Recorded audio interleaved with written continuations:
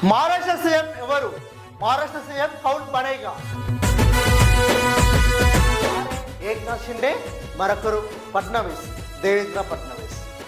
వీరిద్దరిలో ముఖ్యమంత్రి ఎవరు కాబోతా ఉన్నారు భారతదేశం మెచ్చిందో భారత జనతా పార్టీని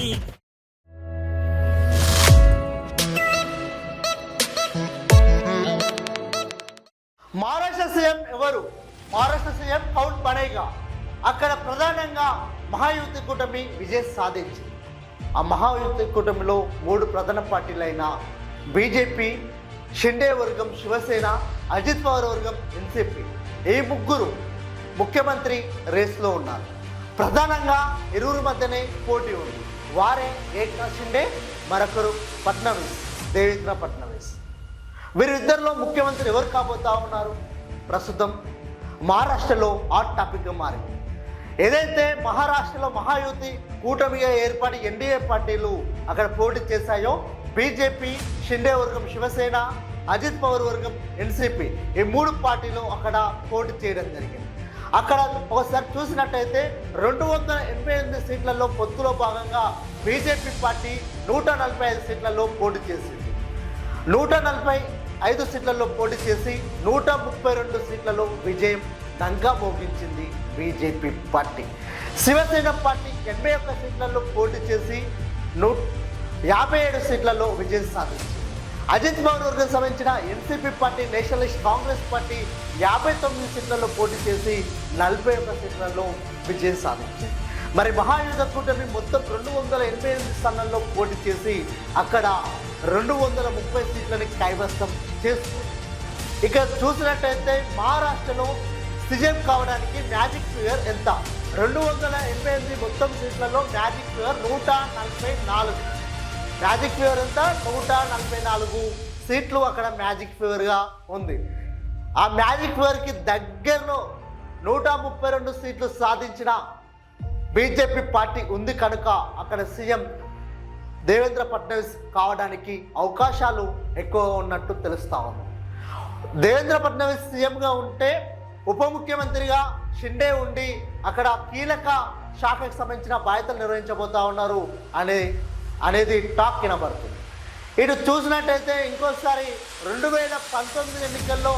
అక్కడ 2019 ఎన్నికలు జరిగిన తర్వాత 2019 ఎన్నికల నుంచి వెళ్ళి ముగ్గురు ముఖ్యమంత్రులు మారిన చరిత్ర మహారాష్ట్రకే ఉంది కేవలం ఎందుకంటే 2019 ఎన్నికల్లో శివసేన పార్టీ బీజేపీ పార్టీ కూటమిగా ఎన్డీఏ కూటమిగా ఏర్పడి అక్కడ పోటీ చేసి 105 స్థానాల్లో బీజేపీ పార్టీ విజయం సాధించి 56 స్థానాల్లో శివసేన పార్టీ విజయం సాధించి ఎన్డీఏ కూటమి అతిపెద్ద పార్టీగా అవతరించింది 2019 ఎన్నికల్లో 161 సీట్లు సాధించింది తర్వాత అక్కడ కొన్ని పరిమాణాలు చూసినట్టయితే కొన్ని రోజులు శివసేన నుంచి సీఎం ఉదయ్ థాక్రే నేనుంటానని బీజేపీ నుంచి ఫడ్నవీస్ ఉండాలని చెప్పి కొన్ని పరిణామాలు చోటు చేసుకున్న తర్వాత ఫడ్నవీస్ ముఖ్యమంత్రి అయ్యిండు ఫడ్నవీస్ ఎవరితో ముఖ్యమంత్రి అయిందంటే తన కూటమిలో లేని ఎన్సీపీ పార్టీకి సంబంధించిన వాళ్ళని తీసుకొని ముఖ్యమంత్రి అయ్యిండు అక్కడ ఎన్సీపీ పార్టీకి సంబంధించిన అజిత్ పవార్ ఉప ముఖ్యమంత్రిగా బీజేపీ పార్టీకి సంబంధించిన దేవేంద్ర ఫడ్నవీస్ ముఖ్యమంత్రిగా 2019 ఎన్నికల్లో తర్వాత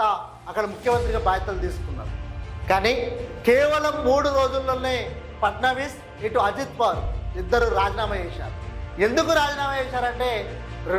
వీళ్ళు నవంబర్ 23 తారీఖు బాధ్యతలు తీసుకొని నవంబర్ 26 తారీఖు 2019 నవంబర్ 23 బాధ్యతలు తీసుకొని 2019 నవంబర్ 23 తారీఖు వాళ్ళు బల పరీక్షకి వెళ్ళాల్సిన సందర్భంలో వాళ్ళు రాజీనామా చేసి జరిగింది ఆ తర్వాత ఉదయ్ థాక్రే మళ్ళీ ఏం చేసిండు శివసేన ఎన్సీపీ కాంగ్రెస్ పార్టీ ఈ మూడు పార్టీలు కలిసి ఉదయ్ థాక్రే 2029 నవంబర్ 28న సీఎంగా మహా వికాస్ అగస్ట్ గండి అని ఏర్పాటు చేసిన ఈ కూటమి ఈ మూడు పార్టీలు కలిసి 2019 28 నవంబర్న ముఖ్యమంత్రిగా ఉదయ్ థాక్రే ప్రమాణ స్వీకారం చేసింది ఉదయ్ ఠాక్రే ప్రమాణ స్వీకారం చేసిన తర్వాత 2022 జూన్లో శివసేన పార్టీలో షిండే వర్గం చీలిక వచ్చి బీజేపీ పార్టీతో కలిసి షిండే ముఖ్యమంత్రిగా, దేవేంద్ర ఫడ్నవీస్ ఉప ముఖ్యమంత్రిగా అక్కడ బ్యాటలు తీసుకుంది. ఇదంతా 2019లో జరిగిన పరిణామం. ఇవాళ షిండే కనుక నిజంగా ఆ రోజు సీఎం ఇచ్చినారు కదా, ఇవాళ షిండే కనుక నిజంగా నిజమైన నాయకుడు అయితే ఇవాళ ముఖ్యమంత్రి కావాలి మహారాష్ట్రకి. ఆ రోజు ఇచ్చుడు కాదు, ఈ రోజు షిండేకి ముఖ్యమంత్రి పదవి ఇవ్వాలి. మొత్తం మీద చూస్తే మహా యూత్ కూటమి ఏదైతుందో ఎన్డీఏ పార్టీలకు సంబంధించిన కూటమి, అది ఇవాళ మహారాష్ట్రలో సర్కార్ని ఏర్పాటు చేయబోతా ఉంది. మరి సీఎం ఎవరనేది ఇంకా సస్పెక్షన్ కొనసాగుతూ ఉంది. ప్రధానంగా ఇరువురు మధ్యనే సీఎంగా ఉన్నట్టు తెలుస్తూ ఉంది. చూద్దాం అక్కడ సీఎం ఎవరు కాబోతా ఉన్నారు.